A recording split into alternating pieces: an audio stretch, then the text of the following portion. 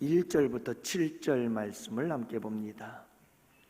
디모데전서 3장 1절부터 7절.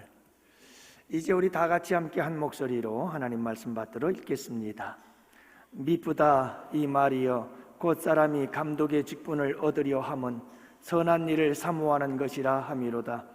그러므로 감독은 책망할 것이 없으며 한 아내의 남편이 되며 절제하며 신중하며 단정하며 나그네를 대접하며 가르치기를 잘하며 술을 즐기지 아니하며 구타하지 아니하며 오직 관용하며 다투지 아니하며 돈을 사랑하지 아니하며 자기 집을 잘 다스려 자녀들로 모든 공손함으로 복종하게 하는 자라야 할지며 사람이 자기 집을 다스릴 줄 알지 못하면 어찌 하나님의 교회를 돌보리요.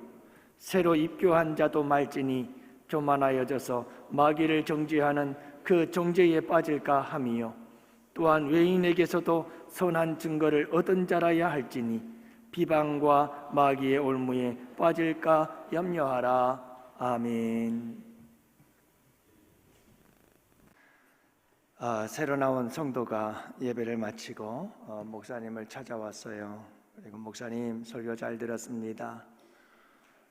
그런데 저는 모세가 홍해를 가른 것이 기적이 아니라고 생각을 합니다 하고 말을 했어요. 분명 모세가 가랄랐다고 하는 그 홍해는 무릎까지밖에 찼지 않을 거예요. 그래서 홍해를 건넌 거죠. 뭐 특별한 게 아닌 거죠. 이렇게 목사님께 얘기를 했어요. 그러자 목사님께서 이렇게 대답을 했습니다. 뭐 특별한 건 아닐 수도 있지요. 하지만 겨우 무릎까지 차는 물에 그 많은 애국 군대가 빠져 죽게 만든 건 그건 정말 진정한 기적이 아니겠습니까? 라고 말했다고 그러죠. 뭐 웃을 거는 기대하지 않았습니다.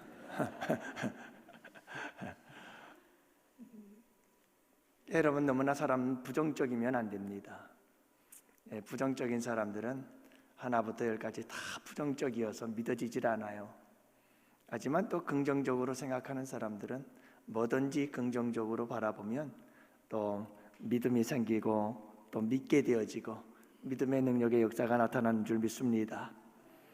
여러분, 우리의 뇌는 참 바보예요. 그래서 우리가 웃는 신용만 해도 진짜 웃는 줄 알고 엔돌핀을 막 방출해낸다고 그러잖아요.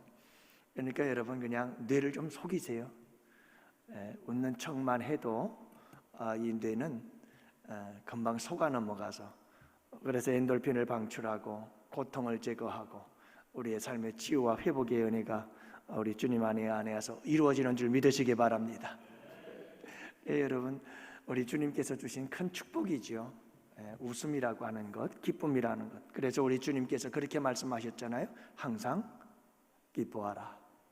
여러분들, 우리 양원의 성도들은 항상 기뻐하시며 살아갈 수 있는 양원의 성도들 되시기를 바랍니다. 그래서 늘 말씀을 드립니다만 전 돼지가 참 존경스러워요. 어떻게 그렇게 돼지 머리들은 다 같이 함께 밝은 미소를 지으면서 죽나 모르겠어요.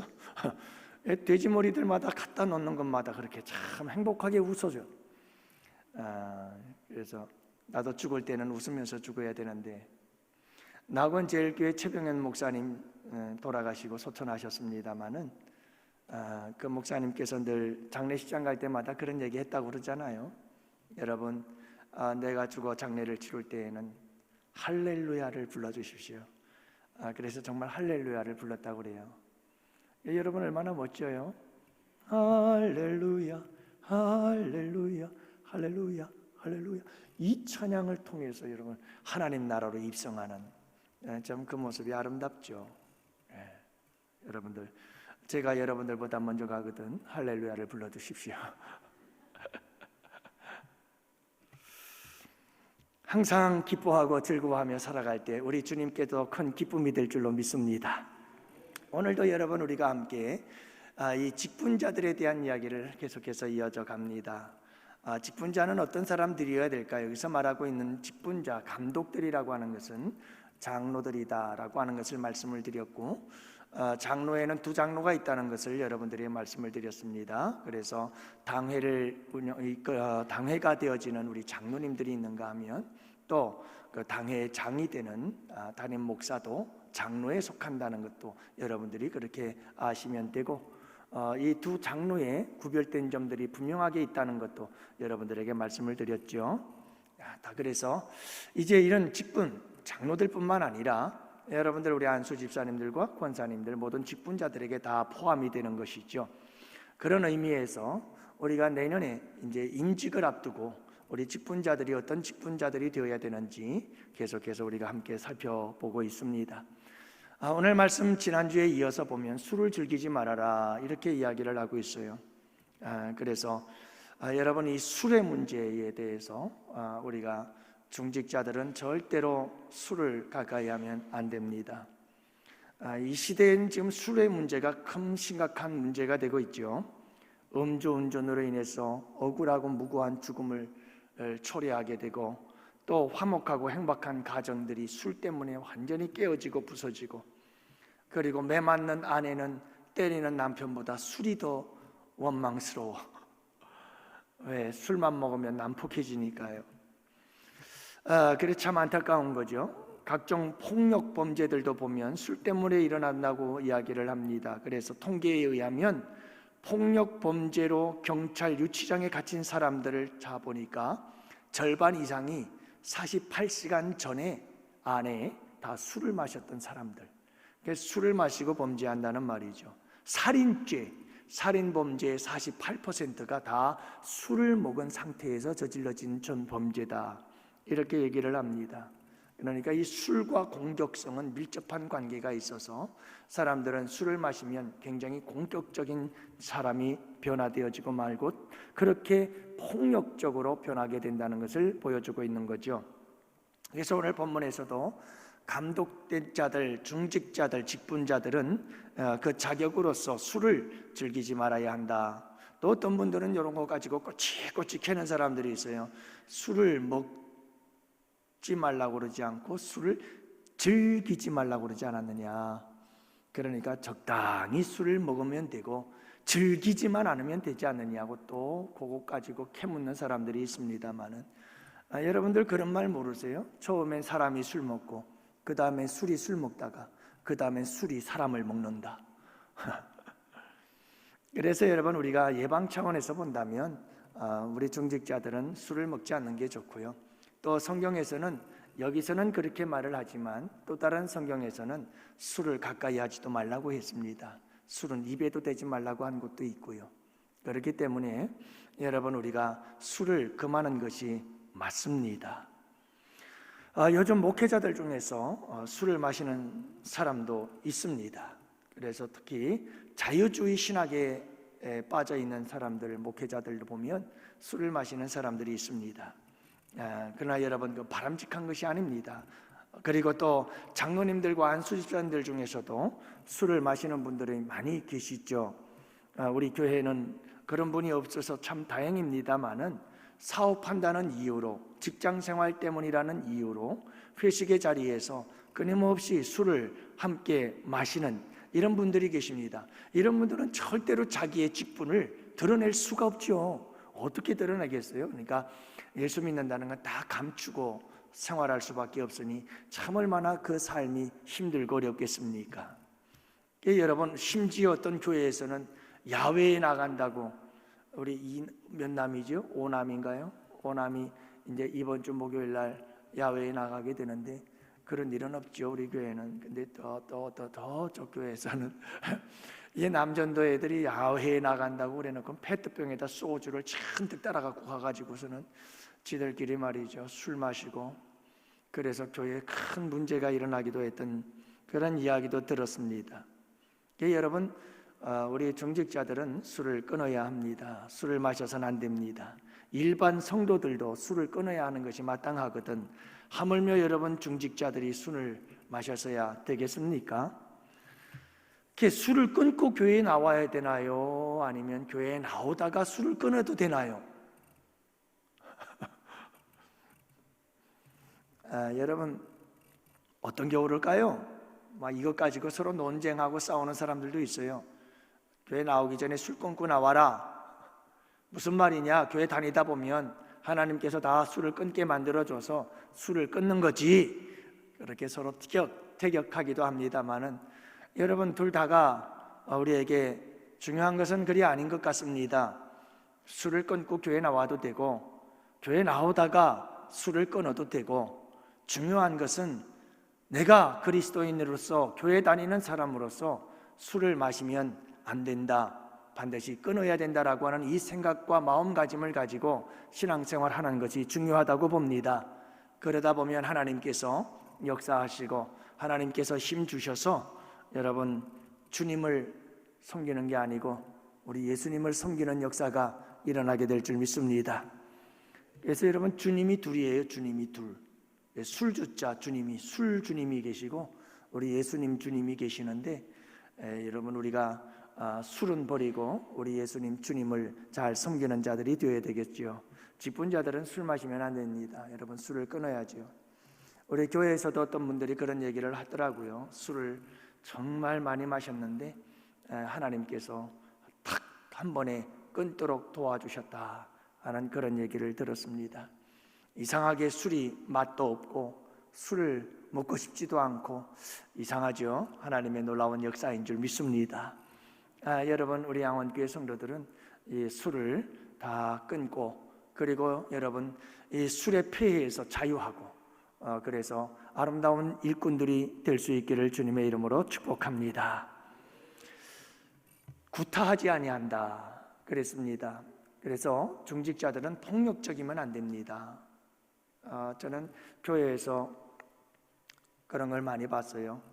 이상하게 하나님께서 저를 전도사 시절 교회를 보내는 곳마다 왜 이렇게 잘 싸우는 교회에 보내죠? 그렇게 잘 싸우는 교회를 많이 다녔어요. 그래서 저 작전동에 있는 교회 1988년도 처음 전도사로 가게 되어졌을 때에도 가보니까 그게 이미 싸움이 벌어진 교회였어요. 갔더니 주일날 예배가 끝나자마자 막 그냥 2단 옆차기 3단 옆차기를 하대요. 교회 안에서. 참 대단했어요. 어떻게 교회가 이런가. 근데 여러분 사실 사탄 마귀가 역사하면 사람들이 제정신이 아닙니다. 그건 사람의 이성과 정신을 가지고는 교회 안에서 그런 짓을 할 수가 없어요. 근데 교회 안에도 정말 악한 사탄 마귀가 역사하면요, 진짜 이성을 가지고 있는 인간으로서는 행할 수 없는 일들을 행해요. 여러분 중직자들은 폭력적이면 안 됩니다. 여기서 폭력적이라고 하는 것은 물리적 폭력을 이야기를 합니다. 먼저는 여러분 이 물리적 폭력이라고 하는 것은 어떤 힘을 앞세워서 힘을 가지고 여러분 폭력을 행사하는 것을 의미하지 않습니까? 구타하고 때리고 그러는 것들이죠. 이런 폭력적인 것들은 우리 교회 안에서 있어도 안 되겠지만 절대로 우리 중직자들은 이런 폭력적인 태도를 가져서는 안 된다 하는 것을 말씀해 주고 있고요. 또 하나는 정신적, 심리적 측면에서의 이런 폭력을 의미한다라고 하는 거지요. 이런 의미에서 여러분 언어 폭력, 이거 정말 위험한 겁니다. 여러분 그거 아십니까? 물리적 폭력보다 더 무서운 게 언어 폭력이라는 거. 사람이 살아갈 때 한 번 매를 맞으면 그냥 여러분 폭력, 신체적 폭력을 당하면 그것이 우리에게 아픔이 되지만 금방 잊혀질 수 있지만, 여러분이 언어 폭력은 평생을 따라다니며 트라우마가 되어서 우리의 인생을 괴롭히고 우리의 성격을 삐뚤어지게 만들고 왜곡되게 만드는다, 이렇게 이야기들을 하잖아요, 전문가들이. 이게 언어, 우리의 마음속에 주는 이 상처가 엄청나게 크다는 것을 우리에게 말씀해 주고 있어요. 그래서 여러분 이 언어 폭력, 우리 중직자들은 여러분 이런 폭력을 행사하면 안 돼요. 말을 잘 할 수 있어야 됩니다. 사람을 살리고 죽이는 것이 말의 권세라고 그랬거든요. 입의 권세예요. 그래서 여러분 우리 중직자들은 말을 잘 할 수 있는, 살리는 말을, 생명의 언어를 이야기할 수 있는 사람들이 되어야지 폭력적이면 안 됩니다. 또 하나 중요한 것은 여러분 음성 언어만이 폭력이 아니거든요. 우리가 말하는 것 이것만이 언어가 아니라 우리의 언어에는 여러 가지가 많이 있어요. 그 중에 하나가 침묵이 언어예요. 요즘 애들 그러잖아요. 카톡 같은 거 보내서 답장 안 해주면 우리 아빠가 나를 씹네? 그러잖아요. 속이 여러분 요즘 애들 말로는 씹는 거예요. 그러나 다시 말하면 다른 사람들에게 침묵하는 거죠. 아예 대꾸도 안 하고 응답도 없는 거죠. 이건 굉장히 무시하는 처사거든요. 이런 일들에 대해서 여러분 우리가 정말 이건 아주 악한 폭력이에요. 다른 사람들의 마음을 아주 아프게 만드는 그런 구타이기도 하지요. 물론 너무 많은 카톡과 문자들이 날라오는 시대라 여러분 우리가 그런 부분에 대해서 굉장히 스트레스를 받기도 합니다만은 제가 말씀드리는 의미를 여러분들이 잘 아실 줄로 알아요. 교회 안에서 여러분 우리는 이런 침묵 같은 것도 굉장히 중요한 언어 중에 하나라는 걸 잊지 말아야 돼요. 또 뿐만이 아니죠. 우리의 얼굴의 표정도 여러분 이게 하나의 언어예요. 여러분 사람들을 대할 때 우리의 얼굴이 아주 냉랭하고 차갑다고 한다는 것은 상대방에 대한 굉장한 모멸감을 주는 것이거든요. 그래서 우리가 사람을 대할 때 표정만 봐도 여러분 그 사람이 지금 어떤 말을 하고 있는지 우리가 알잖아요. 그만큼 우리의 표정 하나하나도 사람을 대할 때 굉장히 중요한 의미가 있다는 것 여러분 잊지 말아야 돼요. 행동도 마찬가지입니다. 여러분 행동을 할 때 행동 하나하나를 우리가 참 조심해야 돼요. 왜냐하면 그 행동 하나하나가 나를 대하는 상대방의 태도로서 나를 어떻게 여기느냐라고 하는 것을 보여주기 때문에 그렇습니다. 그래서 매사에 우리의 행동을 조심해야 되는 것 때문에 여러분 우리가 이 모든 일들에 대해서 중직자들은 여러분 이 폭력성에 대해서 항상 조심할 수 있고 이런 부분에 대해서 우리가 잘 아름답게 갖추어 나갈 수 있어야 합니다. 세 번째로는 관용이라고 말합니다. 여러분 관용이라고 하는 것이 무엇입니까? 남의 잘못과 실수를 너그럽게 받아들이고 용서하는 것 이게 사전적인 의미죠. 원어적인 의미를 보면 호의적인, 친절한, 참을성 있는 그리고 동정심이 많은 그런 뜻을 가지고 있습니다. 그러니까 여러분 성도들을 호의적으로 대하는 거죠. 모든 사람들을 좋게 생각해 주는 것을 의미합니다. 성도들에게 친절하게 대해주고 성도들에게 참을성 있게 대하고 성도들에게 인내할 줄 아는 거예요. 그리고 성도들에게 동정심이 많아 불쌍히 여기고 긍휼히 여기는 마음, 이런 마음이 좋은 일꾼들의 모습이라는 것을 말씀해 주고 있습니다. 여러분 이 빌립보서에서 말하고 있는 관용이라고 하는 것을 보면 이런 의미예요. 빌립보서 4장 5절 말씀, 너희 관용을 모든 사람에게 알게 하라, 주께서 가까우시니라 라고 말하거든요. 왜 관용을 하라고 이야기를 할까요? 바로 이 말씀 전에 사도 바울은 빌립보 교회 성도 중에서 여성도 두 사람을 이야기를 합니다. 유오디아와 순두개를 권하노니 한 마음을 품으라 라고 이야기를 하는데, 이 유오디아와 순두개라고 하는 두 여성은 빌립보 교회의 지도자급에 있었던 여성들이라고 이야기를 합니다. 그러니까 이 두 여성들이 서로 시기하고 싸우고 다투고 있었어요. 그래서 사도 바울은 그 소식을 듣고 감옥에서 빌립보 교회 성도들에게 유오디아와 순두개를 내가 권한다, 같은 마음을 품으라, 서로 티격태격거리지 말아라 라고 이야기를 하면서 바로 이어서 이 말씀을 하고 계시는 거예요. 너희 관용을 모든 사람에게 알게 하라. 이 말씀은 무슨 말씀이냐 하면 조금 더 서로가 서로를 관용한다면, 너그럽게 서로를 받아주었다면 유오디아와 순두개와 같은 서로 티격태격하는 이런 싸움이 교회 안에서 일어나지 않았을 텐데 서로 관용하는 사람들이 되어라, 이렇게 말씀하고 있는 거죠. 여러분 우리가 좀 바꿔줬으면 좋겠어요. 우리의 타락한 인간의 본능은 자기 방어 기제가 있어요. 나를 방어하려고 여러분 다른 사람들이 나에게 뭔가 공격하는 것 같으면 나를 꽉 방어하고 나를 막고, 그리고 막 거짓말을 하거나 핑계를 대거나 막 합리화를 시키면서 나는 잘못 없어 라고 나를 꽉 방어하려고 하는 이런 모습들이 우리 가운데 있죠. 좋은 점도 있지만 우리에게 많은 해를 주고 합니다. 여러분, 이것을 그 중에 하나가 뭐냐 하면 우리가 늘 나 자신에 대해서는 관용해요. 내가 좀 잘못하면 그럴 수도 있지 이렇게 얘기를 하죠. 그러니까 내가 내 자신에 대해서는 너무너무 관용해요. 근데 다른 사람에 대해서는 얼마나 엄격한지 몰라요. 다른 사람들이 잘못하면 그거 얼마나 엄격하게 갖다 잣대를 들여다대면서 그렇게 하면 되느냐 막 그러면서. 저도 목회를 많이 해봤습니다만은 전에 목회를 하면서도 단독 목회 16년, 이제 우리 교회에서도 4년째가 되네요. 거의 20년 단독 목회가 되는데, 그러면서 늘 많은 것 경험해봤어요. 성도들은 당신들은 다 관용해요. 자기들이 얼마나 너그러운지 몰라요. 성도들은 다 자기들이 잘못하면 다 그건 이해해 줘야 되는 거예요. 그런데 목회자가 열심히 하다가 잘못하면 난리가 나요.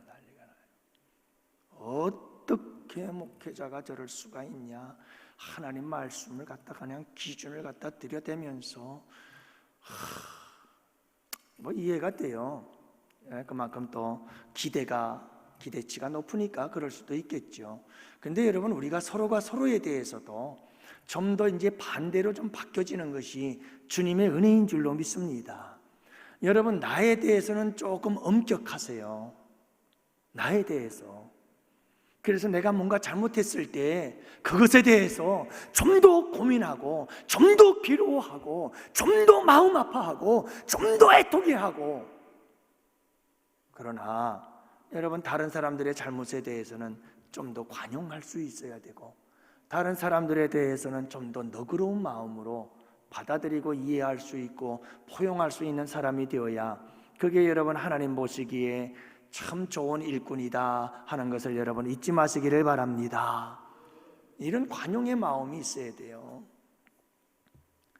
아브라함에게 있어서 관용은 어떤 것일까? 창세기 13장에 보면 하나님께서 아브라함에게 복을 주셔서 아브라함과 롯이 하도 재물이 많아져 가지고 아브라함의 종과 롯의 종이 서로 티격태격 싸우는 거예요. 그래서 이제 아브라함과 롯이 이제 갈라지게 되어지고 서로 헤어지게 되어질 때, 그 이야기를 통해서 하나님께서 우리에게 주신 관용이 있다. 그래서 강준민 목사님은 이 아브라함의 관용을 이야기를 하는데요. 여러분, 아브라함을 통해서 우리가 배울 수 있는 관용은 무엇일까? 그 관용은 집착을 버리는 것이다 라고 하는 거예요. 그래서 여러분, 집중은 좋은 거예요. 집중은 좋은데 집착은 이건 쓰레기 같아요. 우리를 병들게 해요. 이런 집착을 버려야 관용의 사람이 될 수 있어요. 여러분, 뭔가에 막 집착을 하면요, 관용의 사람이 될 수가 없어요. 만약에 아브라함이 롯에게 집착을 했다면 어떻게 됐을까? 관용의 사람이 될 수 없어요. 여러분, 혈육이라고는 롯밖에 없는 거예요. 그래서 아브라함에게는 소중한 존재였어요, 조카 롯이. 여기에 집착을 했더라면 어떻게 아브라함과 롯이 헤어져서 각자의 길을 갈 수가 있겠어요? 여러분, 아브라함은 롯을 놓아주잖아요. 자유할 수 있도록 놓아주잖아요. 이런 관용이 어디에서 나왔느냐? 집착을 극복한 데서 나오는 거예요. 여러분, 너무 집착하면 안 돼요. 집착하면 할수록 나도 너도 모두가 힘들어져요. 그래서 여러분, 집중은 좋지만 집착은 극복해야 되는 거예요. 그래야 관용의 사람이 될 수 있다는 것을 알 수가 있어요. 그래서 여러분 보면 하나님께서 이 집착을 벗어버리는 훈련을 아브라함에게 시켜요. 그래서 먼저는 롯과 관계 속에서 집착을 극복하게 만들어서 롯을 보내줄 수 있는, 독립시키는 이런 아브라함의 모습을 보지 않아요? 그 다음에는요, 하나님께서 이스마엘에 대한 집착에서 벗어나도록 만들어요. 하나님께서 이스마엘에 대한 집착을, 너 이스마엘에 대해서 집착하지 말아라. 그래서 하갈과 이스마엘을 쫓아내잖아요. 하나님은 이 집착하는 것, 여기서 그 집착을 극복해내고 좀 더 하나님에 대해서, 모든 사람들에 대해서 좀 더 관용의 사람, 넓은 마음의 사람이 될 수 있도록 만들어 가시는 거예요. 그래서 마지막 절정은 어디에서 나타나게 될까요? 여러분, 아브라함이 집착을 극복한 성공적 사건은 바로 모리아산에서 독생자 아들 이삭을 하나님께 바쳐요. 얼마나 집착할 수 있는 대상입니까? 여러분, 100세의 아들 이 아들 하나, 둘도 없는 이 아들, 얼마나 아브라함이 집착할 수 있는 아들입니까? 그런데 아들을 바치라고 하자 아브라함은 그 이삭을 바칩니다. 집착을 극복하지 않고는 도저히 있을 수 없는 일이죠. 네, 이 집착을 극복하고 독생자 아들 이삭을 바칠 수 있었던 이유, 그게 어디서 나온 거예요? 네, 롯과의 관계 속에서부터 차근차근 하나님께서는 그에게 계속해서 집착을 극복하도록 하나님께서 훈련시키신 거예요. 그러므로 양원의 성도 여러분, 우리가 관용의 사람이 되려면 집착을 잘 극복할 수 있어야 돼요. 또 하나, 여러분, 우리가 관용의 사람이 되려면 두 손을 펴야 돼요. 이 손을 펴야 돼요. 그래야 관용의 사람이 되어져요. 꽉 쥐고 있으면 절대로 관용의 사람이 될 수가 없어요. 그래서 여러분, 아브라함은 롯을 꽉 붙잡고 있지 않았어요. 이제는 롯을 독립시킬 때가 됐구나 하고 그는 손을 놓지요. 그래서 그는 관용의 사람이 될 수가 있었다는 거죠. 여러분, 관용이라고 하는 것은 떠나는 사람을 축복해서 보내는 것이 관용이에요. 여러분, 항상 축복의 사람들이 되시기를 축원합니다. 여러분, 롯이 얼마나 배은망덕합니까? 아버지가 없었거든요. 일찍 죽었어요. 그 조카를 이제 아브라함이 데리고 나왔어요. 그리고 함께 나와서 동행하면서, 여러분, 아브라함이 복을 받으니까 조카 롯도 같이 복을 받아서 여러분, 가축떼들이 떼를 이루고 그가 부유하게 되었잖아요. 너무너무 부자가 됐어요. 그래서 여러분, 서로의 목자가 싸우면 아이고, 큰아버지 먼저 좋은 자리 차지하세요. 이렇게라도 양보를 좀 해줘야 되는데 여러분, 롯이 저 좋은 땅을 내가 차지하겠습니다 하고 가니까 여러분, 얼마나 이게 참 배은망덕합니까? 그러나 그럼에도 불구하고 아브라함의 관용은 어디에서 나타나느냐? 여러분, 그런 롯을 축복하며 보내신 줄로 믿습니다. 축복해 주는 거예요. 여러분, 만남도 축복이어야 되고 헤어짐도 축복이어야 합니다. 이게 관용의 사람들의 모습이거든요. 여러분, 정말 관용, 모든 것을 수용하고 받아들일 수 있는 넓은 마음, 너그러운 마음을 가진 사람들은요, 모든 사람에 대하여 여러분 그저 축복해 줄 수 있는 사람이 관용의 사람인 줄 믿습니다. 우리 양원교회 성도님들은 그런 사람들이 되어야 돼요. 여러분, 관용의 사람, 이게 좋은 일꾼들이죠. 중직자들은 좀 너그러워야 돼요. 여기서 한 가지만 더 하고 마치도록 하지요. 다투지 아니하며 그랬거든요. 행복한 가정연구소 소장, 성남은혜교회 담임 목사 유순교 목사님이라는 분이 여러 목사님들을 상담하면서 경험한 일들을 이야기를 하더라고요. 어떤 이야기를 하냐면, 상담하러 오시는 분들은 다 대부분이 목사님이신데, 목사님들이 호소하는 게 뭐냐, 이게 성도들 간에 막 싸움이 일어나고 다툼이 일어나고 분쟁이 일어나는 거예요. 참 싸움이 일어나면 이 목회자는 굉장히 곤란해요. 도대체 이쪽 편을 서야 될지 저쪽 편을 서야 될지. 상담하시는 분들이 와가지고 하는 얘기가 그거예요. 이 목사님을 찾아와서 상담을 하는데, 목사님, 참 제일 힘든 게 그겁니다. 성도들끼리 서로 싸움이 일어나는데 이쪽 편에 서지도 못하고 저쪽 편에 서지도 못하고, 이쪽 편에 서면 저쪽 편이 떠나고 저쪽 편에 두면 이쪽 편이 터달고, 그래서 에라 모르겠다 하고 꺼내버려 두면 둘 다 떠나고, 참 이러지도 못하고 저러지도 못하고 어떻게 해야 될지 모르겠습니다. 이제 유 목사님께서 이제 상담을 하시면서 그런 얘기를 많이 해준다고 그래요. 이게 이 문제가 뭐냐 하면, 열등감의 문제다. 열등감의 문제다. 대부분 교회에 이렇게 오시는 분들을 보면 다른 교회에서 상처받고 다른 교회에서 아픔을 경험한 사람들이 대부분 다 온다는 거예요. 그래서 그분들이 오면 막 열심히 일을 한대요. 누구의 눈에 들려고요? 목사님 눈에 들려고. 그래서 열심히 일을 해서 인정 욕구, 인정받고 싶고 사랑받고 싶고 그래서 막 열심히 일을 하는 거예요. 그렇게 해서 목사님한테 잘 보이려고 애를 쓰고 있는데 자기보다 더 열심히 하는 사람이 나타나. 그러면 이건 도저히 참을 수가 없어. 여기서부터 문제가 시작되어지는 거예요. 저 사람은 우리 교회에 없었으면 좋겠다. 막 이런 생각이 들기 시작하는 거죠.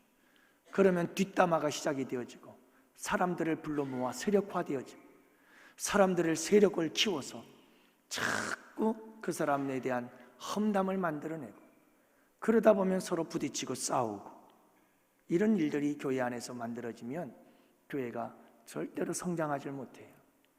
몇몇 사람들 더 와서 조금 성장하는 것 같다가 폭삭 내려앉아서 원상태로 돌아오고 그리고 또 열심히 전도해서 조금 성도들이 모아지는 것 같다가 또 한 번 그런 일들이 일어나면 폭삭 주저앉고 그 교회는 평생 일어서지를 못하는 교회가 되어버리고 만다는 거죠. 목회자들의 고민이 여기에 있어요. 여러분 계속 다툼을 일으키는 사람들이 있어요. 여러분들 싸움닭을 아세요? 이 싸움닭은 왜 그렇게 싸우기를 좋아하죠? 이 사람에게 싸우자고 달려들고 저 사람하고 싸우자고 달려들고 여러분들 일꾼들을 선출할 때 조심해야 돼요. 일꾼들 선출할 때 여러분 자꾸 여기 가서 충돌이 일어나고 저기 가서 충돌이 일어나고 여기서 이 사람과 싸우고 저 사람과 싸우고 저기 가서 상처 입히고 저기 가서 아픔을 주고 여러분들 그런 사람들을 잘 돌봐야 되고 여러분들 그런 사람들이 일꾼이 되어지면 교회가 참 힘들어져요. 교회 안에 분쟁과 다툼이 떠나질 않아요. 그래서 오늘 말씀에도 보면 여러분 제가 목회를 하면서도 절실하게 느끼고 깨달은 것 중에 하나가 뭐냐면 제자훈련, 성경 공부하고 보니까 우리 교회에서도 전에 있던 교회에서도 여러 가지 공부들 하고 오신 분들도 계시더라고요. 베델 성경, 크로스웨이 저도 다 했습니다. 지금이라도 당장 하라면 얼마든지 합니다. 저는 대한민국에서 했던 모든 성경 공부라고 하는 성경 공부는 거의 다 해본 사람입니다. 근데 여러분 목회를 하다 목회 현장에 가보니까 그게 의미가 없더라고요. 제일 중요한 게 뭐냐면 사람들이 상처가 너무 많아. 이게 상처가 많은 사람들은 다 이 생각과 마음이 이렇게 꼬부라져 있어가지고 이 신앙이 성장을 못해. 절대로. 그래서 늘 기도하는 것 중에 하나가 뭐냐면 치유와 회복이에요. 이게 상한 마음과 영혼들, 열등감 이런 것들이 빨리 예수 그리스도 안에서 성령의 역사로 치유되고 회복이 되어야 돼요. 그래야 성장하지 믿음이 자라질 않아요. 또 하나는 뭐냐면 다 연관성이 있는 거죠. 인간관계, 관계성의 문제. 도대체 사회성 관계성이 제대로 되어 있지 않은 사람들은 항상 어디를 가도 문제가 돼요. 서로 좋은 관계를 맺어갈 수 있는 관계를 맺는 법들을 알고 서로 좋은 관계를 맺어가면서 아름다운 교제를 나누어 가야 되는데 이 관계 또 하나는 성품이 변화되지 않으면 아무리 신앙생활 1000년, 100년, 만년을 해도 여러분 사람이 새로워지지를 않아요. 이 성품의 변화가 일어나지 않으면 안 된다. 그래서 제가 우리 양원교회도 앞으로 제가 이 양육 시스템을 만들어 갈 때 그런 부분들을 중심으로 해서 만들어 가려고 해요. 그래서 성경을 많이 알고 성경 공부를 많이 하고 이게 중요한 게 아니고요. 정말 우리의 내적인 치유와 회복의 역사가 일어나고 우리의 성품이 변화되고 우리의 삶이 새로워지는 역사들이 일어나고 서로의 관계에 대해서 어떻게 우리가 좋은 관계들을 맺으며 살아가야 할 것인가 하는 이런 부분들이 사실 실제적인 것이고 이런 것들이 이루어지질 않으면 교회는 절대로 설 수가 없어요. 서질 못합니다. 그래서 교회가 질적으로 성장하는 만큼 교회가 양적으로 성장하는 거예요. 여러분들, 교회가 질적으로, 그러니까 우리 일꾼들, 중직자들이 정말 성숙한 모습으로 아름다운 일꾼들로 성장해 가지 않으면 우리 양원교회는 양적으로도 절대 성장 못해요. 아무리 우리가 전도하고 1년에 70명, 80명, 100명, 여러분 200명, 300명이 몰려와도 기존에 있는 우리 성도들이 정말 여러분 질적으로 성장이 영적으로 잘 되어 있지 않으면 절대 우리 교회는 성장 못합니다. 안 됩니다. 안 됩니다. 아무리 들어오면 뭐예요? 그 사람들을 잘 믿음 안에서 케어하고 돌보아주고 양육하고 훈련시켜서 그들이 교회에 잘 뿌리내리고 정착하고 일꾼이 될 수 있도록 해야 되는데, 들어온 돌이 박힌 돌 뽑아낸다고 난리인데 여러분 어떻게 교회가 성장을 하겠어요?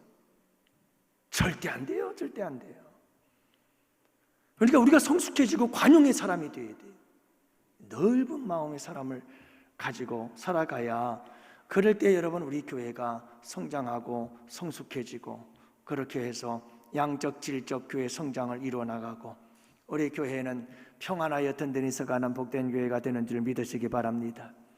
그러므로 여러분 다투지 아니하는 것 제발 부탁합니다. 여러분 다투려고 하지 마세요. 문제가 생기거든 잘 해결해 나갈 그런 방법들을 찾고 대화를 통해서 서로 하나님이 가장 기뻐하시는 방법을 찾아 여러분 문제를 해결해 나가면 되는 거예요. 문제가 왜 있어요? 해결하라고 있는 거 아니겠어요? 온 인생이 다 문제투성이 아니에요? 다 그거 하나하나 해결하면서 여기까지 오지 않았어요? 마찬가지예요. 여러분 교회에서도 문제가 없을 수가 없어요. 문제가 있지만 그거 갖고 다투려고 싸우지 말라는 거예요. 싸우려고 달려들지 말자는 거예요. 그 문제를 어떻게 해결하면 좋겠는가를 함께 이야기하고 기도하면서 하나님께서 주시는 지혜를 따라 문제를 풀어가고 해결해 가면 그만큼 쑥쑥쑥 성장하고 발전되고 푹 성장하는 역사가 우리 양원교회에 일어나게 될 줄 믿습니다. 그래 여러분, 가능한 한 다투는 사람 되지 마시고 어디를 가든 피스메이커 되어서 모든 사람들을 화평케 하는 아름다운 우리 양원의 성도들 되시기를 주님의 이름으로 축복합니다. 기도합시다.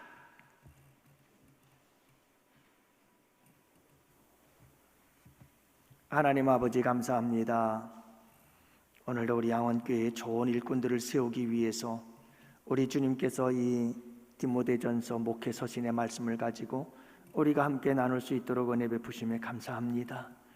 말씀을 전하는 종에게 먼저 이 말씀대로 살아갈 수 있도록 지혜와 명철을 도하여 주시고 성령의 기름 부음의 역사를 주시옵시사.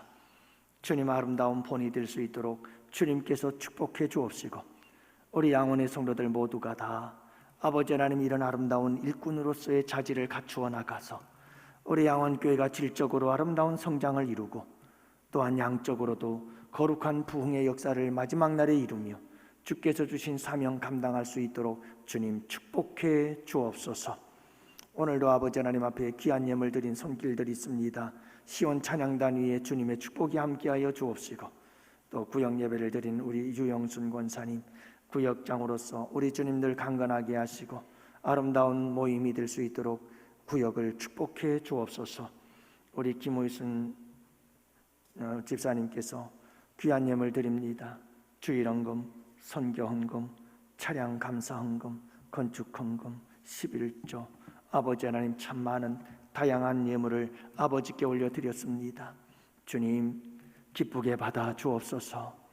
그리고 주님께서 절대로 조미 동록이 해하지 못하도록 우리 주님께서 그 가정 경제를 지켜주시고 주님께서 그 자손들에게 더욱더 크신 은혜 베푸사 아버지 하나님 부모님이 뿌린 씨앗 자녀들에게도 복이 될 수 있도록 우리 주님께서 축복해 주시옵소서. 아버지 하나님 우리 양원의 성도들 이 한 주간도 승리할 수 있도록 주님께서 눈동자같이 지켜 주시옵시고 하나님의 강하신 손으로 꽉 붙잡아 주시옵시고 악한 사탄 마귀 권세가 우리의 삶을 방해하거나 회방하거나 아버지 하나님 흔들지 못하도록 우리 주님께서 굳건한 믿음으로 우리 양원의 성도들을 지켜 주시옵소서. 아버지 하나님께 부탁하옵고 이제는 우리 주 예수 그리스도의 구속의 은혜와 하나님 아버지의 사랑하심과 성령님의 교통하시고 인도하심이 이곳에 모인 주의 백성들 머리 위에 가정 위에 생업이 우리 양원교회와 교회에서 협력하는 국내의 교회와 선교지와 기관들 위에와 사랑하는 조국 대한민국과 또한 군 복무 유학 출타 중에 있는 우리 양원의 지체와 권속들 머리 위에 이제로부터 영원토록 함께 있을지어다. 아멘.